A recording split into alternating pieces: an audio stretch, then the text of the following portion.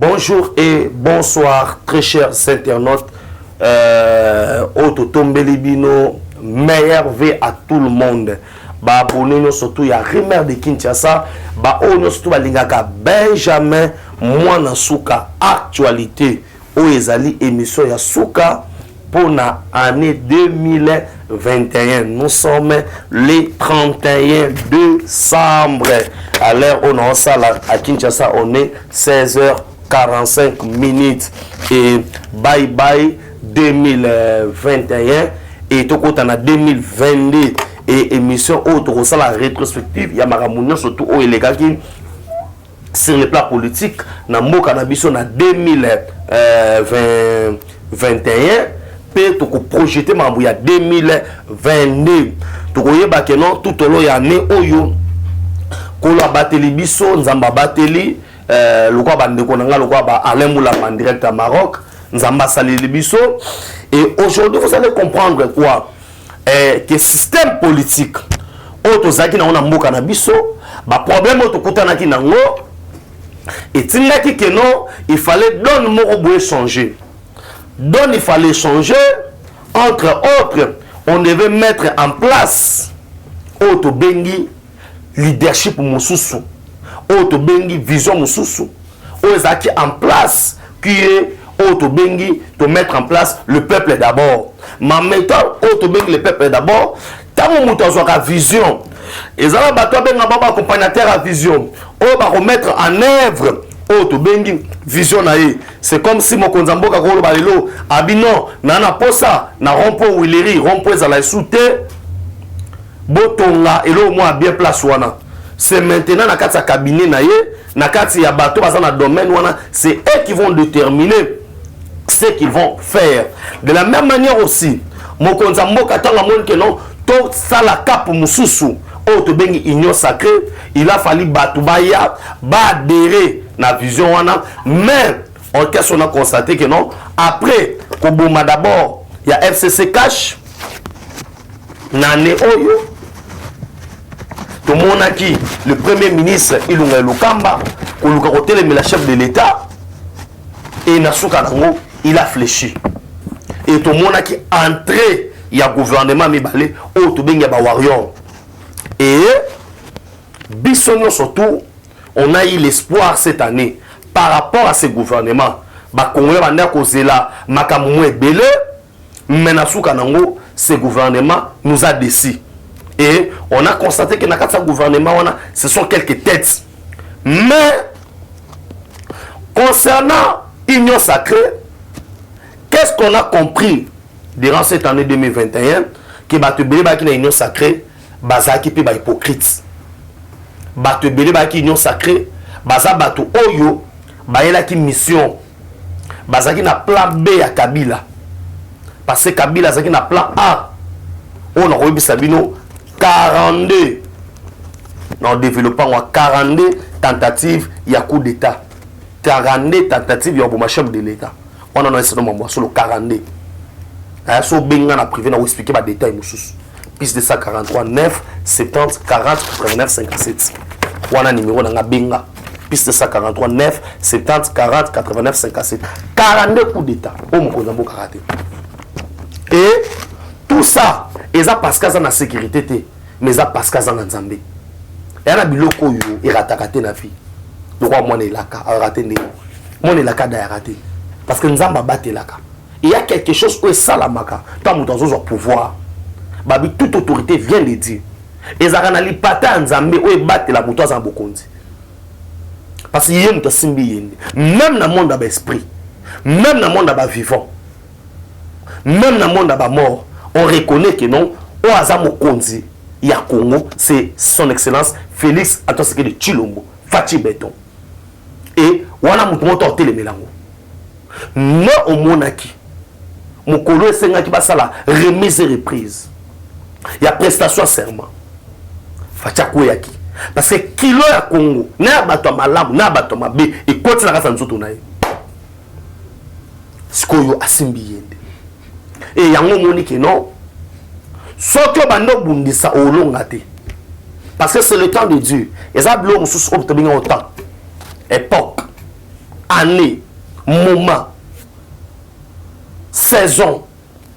Durant saison, à tout le monde, c'est ça la différence. C'est que, net toi bouille, toi on a 10 ans plein. On a 10 ans plein, tout c'est 2021, tout c'est il y a 3 ans. Tout ce qu'il y a 2 ans. Et toi on a mandat moussous. Voilà selon plan de Dieu. Voilà ça que Louis Michel, on a été là, on a Sabino, calcule la bonne zambé. Fatcha 2 ans. 2 mandats pleins. Ah, ça c'est dans 3 ans et 7 ans. Boutang à bon. Il y a un moto qui n'a pas projet par rapport. Né au moni. Awa, na roi Sabino. Kabila Rose Munduki. A Betty Fachiboui. Mais ça c'est écoute.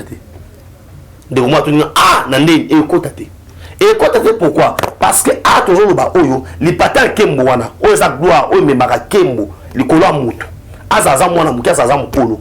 Kabila nzamba zaki na pendant 18 ans. Wana to ko sanate. Kabila nzamba zali pendant 18 ans mais a koyi ko saisir opportunité. Mais différence qu'on a fachi, ezaki fachi saisir opportunité. Ya ngomoni Kabila tanga sala rétropédalage. Na otina ba bakatsa union sacrée pour pistonner chef de l'état parce que liboso bato azali na premier gouvernement. Nazo expliquer bakambo ça en 2021. Bato azali liboso na gouvernement ezaki mission ezaki moko ko losani ko telema action. Bato ba mba mi ba le fait ça l'hypocrisie ba jouer même rôle mais ba la discours pour soi même pour pas distraire bato yango moni siko na dernier minute mokonza mboka apoti bango poani parce que tant azo utaka sai azo ya awa eza pour ba changer ba ministre ba changer ba PDG yemo fallait moni na miso et puis on expliquer bien que non voyage accueilli na 3e année na ye ya mandat ake kasa eza prophétique na ko expliquer pe même mystère ya chiffre 3 wana tout au long émission mkona lelo de comment ça tala ngabi ah oyo comme église ou bien les églises té oza mambo ya politique nous parlons politique FCC caché koufi ensuite to luga makambo wote sala la rétrospective nazo sala to bo mango siko to bo miango to comme na dona sika to eko zo événement marquant munene na né oyo c'était l'état de siège. État de siège pourquoi? Nzamba yoka kulia bana ye. Mwesi matuto ya manze mwabili oyanola nga losambo na sala kala. Losambo na senga na kuku ya lopesa biso ameso. Pourquoi? Bana ese balelaki. Nzambo za wapi? Ba leli munamu na nenge na ye. Chacun leli na place wa salaki. Que nzambe sa biso grâce. Nzambe sunga Congo. Et l'espoir ya Congo eye. Ah ni ne professeur soi. Yaya, nyama o ali à l'idée sur sa kakasa l'idée. Il y a un Bible lobby. Les gens auront pour ennemis les gens de leur propre famille. Les Loba congolais, nous avons notre frère, notre sang. Je dis bien notre frère, notre sang. À comprendre que non, ceux qui nous tuent à l'Est, ils ont des complicités. Il y a des groupes armés étrangers, il y a quelques Congolais. Faut imposer état de siège. État de siège à Nini. État de siège à Nini. Avant état de siège, est égal après l'état de siège.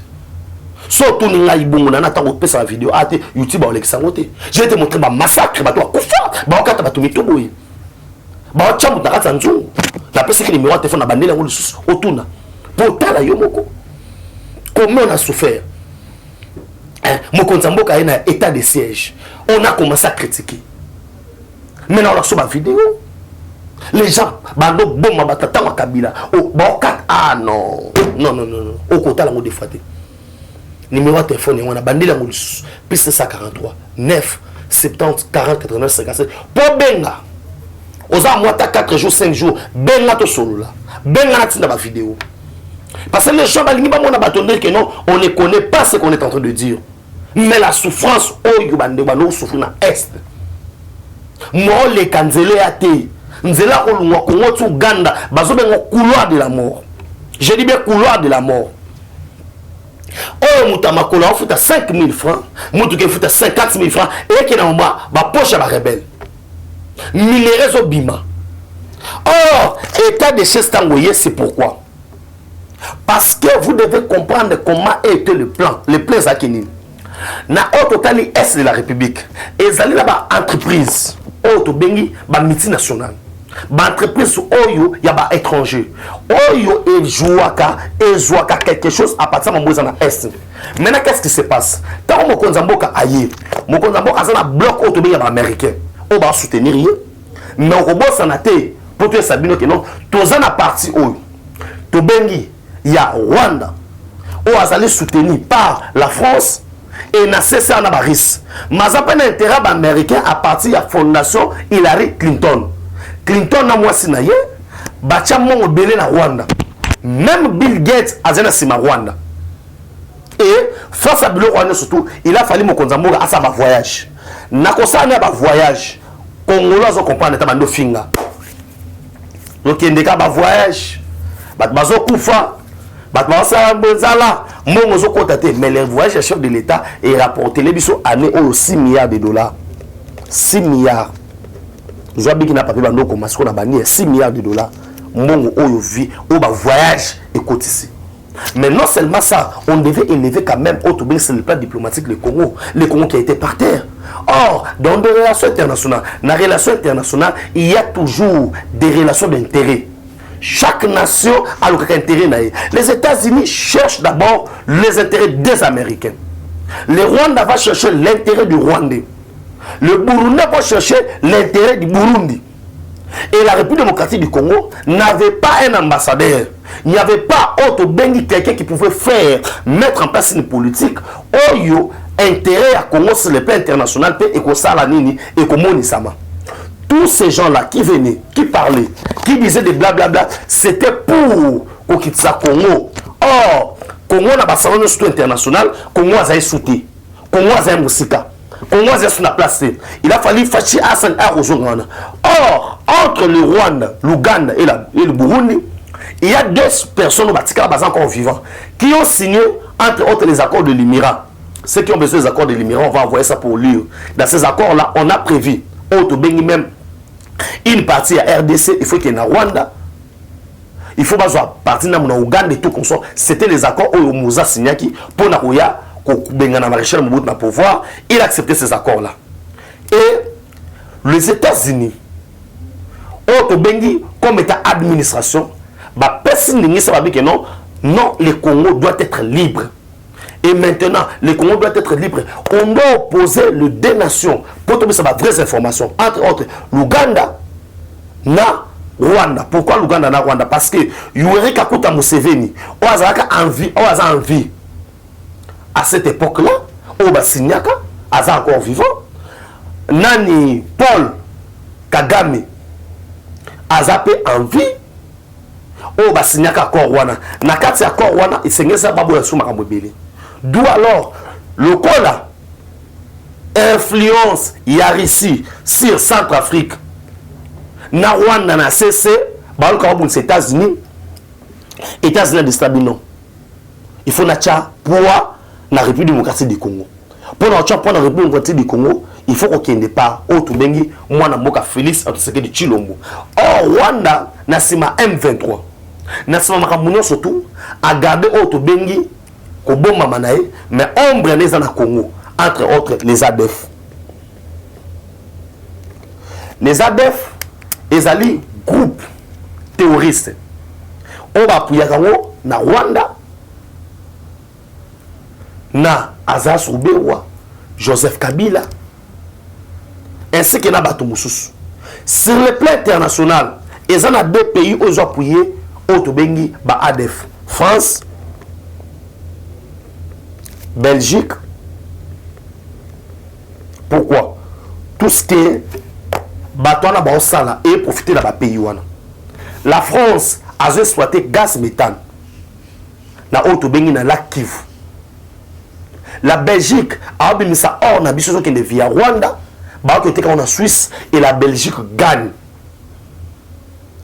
En termes de diplomatie, mettre en place état de siège, ils ont besoin de modèle. Et la MONUSCO, n'a qu'à ça va contingent la pays moussous. Bangon de bazaki chargé aux matières premières, comme ils vers Rwanda. Rwanda raffiné yango, Rwanda lambi yango, et puis et via Ouganda et tout comme ça, et bimi et que t'es comme Libanda. C'était ça leur plan. Faut mettre en place état de siège. Et Bouma Solowana. Et de 2, les États-Unis maintenant nous ont imposé. Il y a le travail en Ouganda. Il y a un moment venu à la troupe ougandaise. Parce que s'il y a un travail dans Bissau, alors il y a des informations. Et les 2 troupes sur le terrain, le Rwanda et l'Ouganda, on va charger de remettre en place ma surtout. Ne au moins batomité à ma bé. Concernant l'état de siège, il y a des intoxiqués par députés, parce qu'il y a certains députés, certains chefs coutumiers, tout au long de l'année, ils ont lance roquettes. Hein? Net arboui, rançon nani photo wana, photo na ocha sikoyo. Photo wana bomona wana, bomona maman mukolo na munduki, mobile na bien lance roquettes. Les gens maintenant ont commencé à prendre les images. Où c'est les cas là. Bazon sont d'actualité. Qu'on le bakenon, tant de gens qui à Est. Or, c'était du mensonge. La réalité à Est, Yangowana. Et, pour pas réussir, tout le monde qui, tout au long de l'année, n'a continué à chapitre Moussoussou, on va retourner vers l'élection.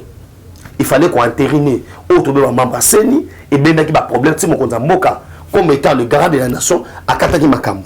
Et na simanango société civile ba confession religieuse ba kabwana ki ba salibu tu vois ça la bloc il y a Oezaki 6 contre 2 et les deux boubé zaki SCC na église catholique ba ke libana mboka ko kene mama ke libana mboka il a fallu sikoyo na na ba na se katumbi kope zaki ni ya katumbi kope ya katumbi na mwana to zaki boy on devait avoir leur parrain na niveau ya Union européenne. Parrain na Union européenne, to bengi na komo ya Charles Michel. Président de la commission parlementaire de l'Union européenne et tout consort. Oui, moi na ancien premier ministre et tout consort, il y a ministre des Affaires étrangères Louis Michel. Et Balezakini. Balezalaki comme la confession religieuse qui n'est pas, il fallait Luka écoutana na Emmanuel Macron. Tant que États-Unis a continué de comprendre, nous avons Macron a bonne invitation, a bonne collaboration. Parce que Zakini, la France est spécialiste dans l'élimination du président africain. 85%, 90% du président africain va couper en Afrique, par un coup d'État, par un assassinat, c'est la France. France n'est pas planifiée. On devait avoir la France pour dire que non, ce qui est en train de s'entêter dans la République démocratique du Congo, tout cela nanaye. Et comme on devait avoir la France, il a fallu maintenant Katumbi a la lobbying. Lobbying a osala ngona nini? A osala ngona auto bengi bandeko no oza ba juf. Nous monaki Katumbi accueilli akutana ba juf. Akutana ba juf pourquoi? Parce que il fallait pas même candidature naie. Bakene nango et pas cartel. Bakene nango pas ba grand électeur aux États-Unis. Les hommes extrêmement poussants au monde. On va destination au monde. On va savoir que guerre salamate. Babunda te. Ba ensemble ya batuana. De ba ngaba savoir que no ba pousser solo Katumbi candidature na ye. Koto quand on a déjà assassiné les chefs d'État en fonction. Yé azonga wana ndi ba beta biloko na bangwana. Na dernière minute na nzela ya auto bengi ba servir de renseignement no surtout batimbeli yango. Ndi Emmanuel Macron boya yamba bango. Quand Emmanuel Macron boya yamba bango, il a fallu basango ba ya awo. En attendant, les chefs de l'État devaient aussi négocier. Qu'on le reçoit là basango, qu'on fasse na ba oyoka bango pour ça na bango zakini. Or, à la traité koto sur le plan local, Kabila zose la dialogue. Falo zose la dialogue, Mouzito zose la dialogue. Katumba ko bunda kuna po ya zonga chef de l'État. Mais quand on va la dialogue, dialogue pour ni, tu vends des sikamoko, tout ça partage à pouvoir, tout qui est la transition. Pour bailler ba neni, ba on moins souffle parce que opposition est à paiement. Tant on va sango ba ye, asona mokonza mboka, masolo ya bani to chimupanzi. Il y a ba dialogue est souté, né au moni sortie médiatique ya mokolo ya lobby les 30. Il y a Martin Fayulu on a qui c'est ma confession religieuse que non balia qui mon basaki boy parce que plan na bango et ça qui ni simba kité pour plan wana et simba dialogue ça la bien ba congolais bandi mayango il a fallu déjà Martin Fayulu na batna basa la bloc na FCC bon on ba le bloc na FCC basa puis ba marche pour na nini Kabila tango pesa mbongo na ye il faut azana même mise dans makambo d'où alors il fallait auto bengi Fayulu andima officiellement je dis andima officiellement Kabila na sur le plan public et le bamakelo masumu soutali ya Kabila et ça l'a sauté. Pourquoi masumu Kabila les a sauté? Parce que il devait blanchir Kabila na batunaye pour la poursuite judiciaire et la bango.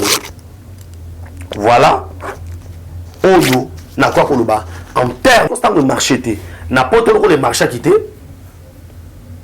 et que bato baza ki lisukolo lisu Katumbi fait gaffe na liboso en allant na communauté juif en reconnaissant que non je suis pas congolais mais je suis juif et pour bien le faire il a fallu Olivier Kamitato na autobeng Francis Kalombo batika libanda et que yakota alors ba anglais na yewana ya ba supporter bakangi tout le monde a tout au long yani voilà comment sur le plan diplomatique Mokonza Mboka a gagné qui sous et que Seni et Fanny makamuno surtout et zasko na kimia pour qu'il ne soit vers l'élection.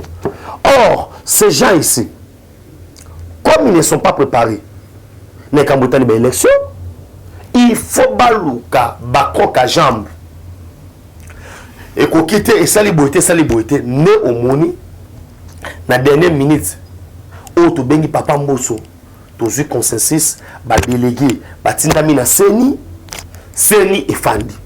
Ah maintenant nous voyons les élections et comme les élections sont en 2023 en 2022 il y a des lois où il faut et à la voter dans le parlement entre autres la loi sur le verrouillage il y a poste clé où tu bengi en communément loi Chani au moins Katumbi alobaki que non il faut offensive ligne rouge.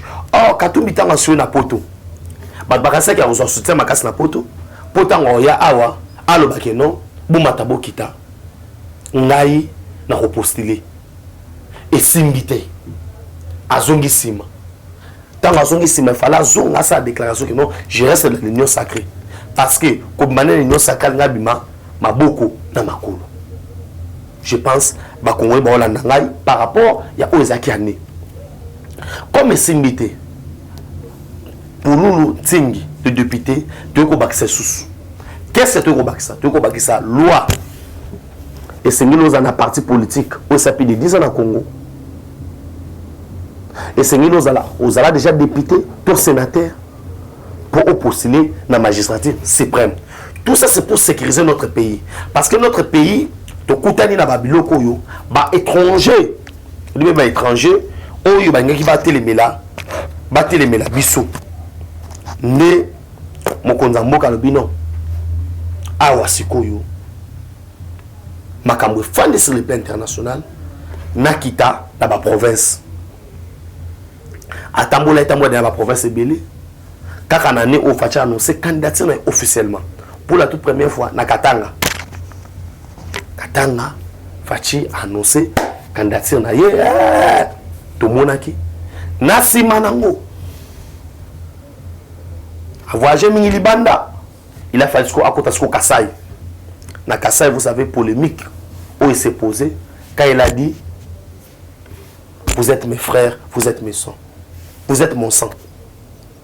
Ce qui m'a dit, Macha Moumenu, Boama Kilananga, Bakassai Baba Congolais, les Swahili, Bazaba Congolais, Bakongo Baba Congolais, Batabandundu Baba Congolais. Bangoto ba makila na ye et Fachake Sukoyo n'étant à côté Kassai il a découvert comment Kabila tué ce pays sozuka Kassai na Katanga zone za ba minéraux belé mais toi profiter parce que les politiques qui mis en place tout le monde Fachake Kassai a ba piller société wana c'est pour vous dire que non jusqu'en 2022 awa Mokonza Mboka commence manza kebimi amoni que non mandat na ngande to kende nango eza blackité il faut on a lobaki na saelango ne yemo ko tamona ba poto atamoni na banzela wa mystique mongo pesama pour la projet les jours balia yango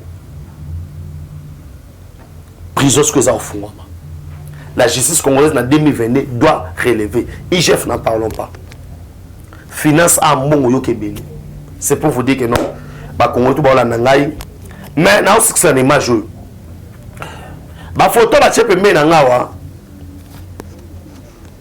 Ezaya Soriano, Katumbi, Moïse. Et Belena ba cheki munoro ke Thompson e Oyate Thompson e. Masanga Bukangalo de Bateka wapi gare na bateau Bateka. Bamoteka ba 20 sacs, ba 50 sacs. Boteki la bateau nyoso. Boteki la bateau carton moko. Facha somba ki biloko wana. Bayana on a Congo. Pour un petit peuple. Moïse Katumbi, gouverneur à Katanga. Combien de bateaux somba? Pour commencer à diriger déjà la province à Katanga, les autres diriger la France. France a encore 5 fois, 6 fois. Hein? Ozalaka gouverneur. Qu'est-ce que tu as fait du Katanga? Bamiso bola ki sabiso lelo, o bola ki sawana. On laisse que na Katanga te pourquoi? Mutema mabe. Au moins lelo na egala ki tibilo quoi. C'est qu'il y avait possibilité. Kabila qui est en Namibie après qu'il ne s'est occupé de. Kabila comme funda bat, mais Kabila ba okanga yo. Ba imba Joseph Kabila ba okanga yo. Donc c'est chez Beindi. Et Mokonza Mboka mona qui on devait garder un ancien président. Pour être qu'à la histoire, toi on a revivre de génération en génération. Mais Kabila y est moka pour nous la CP ton la makala. Parce que la bloc au fond d'Arab a directement Batbakoufina Kassai. Hein? Tomoni placé à Kabila. Prendre tous les gens du PPRD FCC, Yakassai, baralier sur l'État. Mokonza Mboka Fungola Mayele. Fongola Miso. Konima Babosha Pembe na Ote, Bango Kassanji. Toi, on a besoin de ces gens-là ont tué. Ils sont responsables. Il y a Bilan Kabila. Qu'est-ce qu'il y a ça sur la province? On a ça qui n'attend en Kabila. Et là, on dit que ça n'est pas là-bas. Et là, on dit. Les Kassai tués, on a tué les gens. Le notable Kassai Bazaki Wana. Qu'est-ce qu'ils ont fait? Botkablo à récupération politique Wana. On n'est pas d'accord. Et pour la fin de l'année, Oyo, Okende Fatia Kei, Kassai Atambo na Congo Awa, et Matisse popularité na ye. Sondage autour de ma Fatia c'est 53%. Soriano 9, Fao le 3. La commune Souka. Bakongolais surtout Bolanaki Bisso. Vous étiez beaucoup, je dis bien beaucoup, tout au long de l'année Oyo 2021. Vous avez appelé, vous savez, nous sommes malades, sincèrement, je vous dis merci. Merci. Na rappelé que nous sommes pour son terrain 20 sur 20 hein na Kina $1,500. Au Bengi na numéro na piste 243 9 70 40 89 57 au Bengi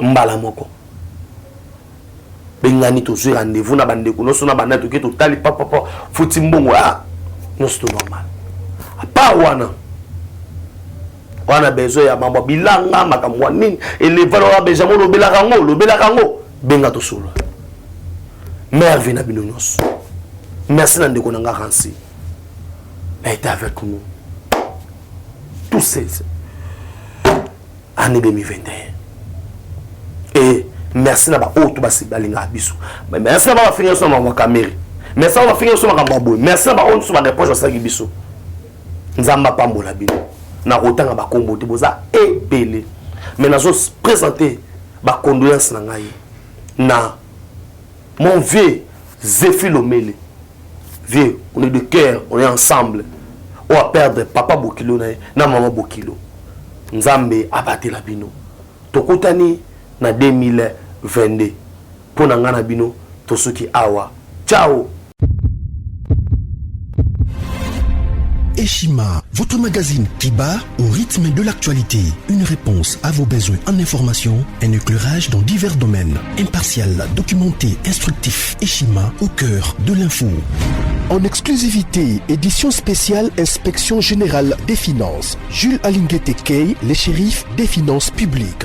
Jamais dans l'histoire de cette institution, 34 ans durant, l'opinion nationale et internationale n'avait autant parlé de l'IGF. En près d'un an et demi, le shérif des finances publiques, avec le concours de ses différentes brigades, a enchaîné des audits et des contrôles des finances et des biens publics des enquêtes, inspections, vérifications, contre-vérifications et des surveillances de toutes les opérations financières, tant en recettes qu'en dépenses, du pouvoir central, des provinces et des entités territoriales décentralisées, ainsi que des organismes ou entreprises de toute nature.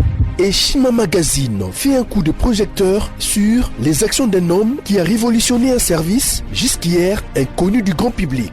Expert comptable agréé, spécialiste en fiscalité et expert en matière d'écoulement des affaires, l'homme qui supervise et coordonne le programme ponctuel des missions de l'IGF connaît tous les rouages des finances publiques. Retrouvez également l'interview exclusive au travers du micro de Thierry Kambundi. L'impact des missions de contrôle et d'encadrement sur la trésorerie de l'État et ses entités.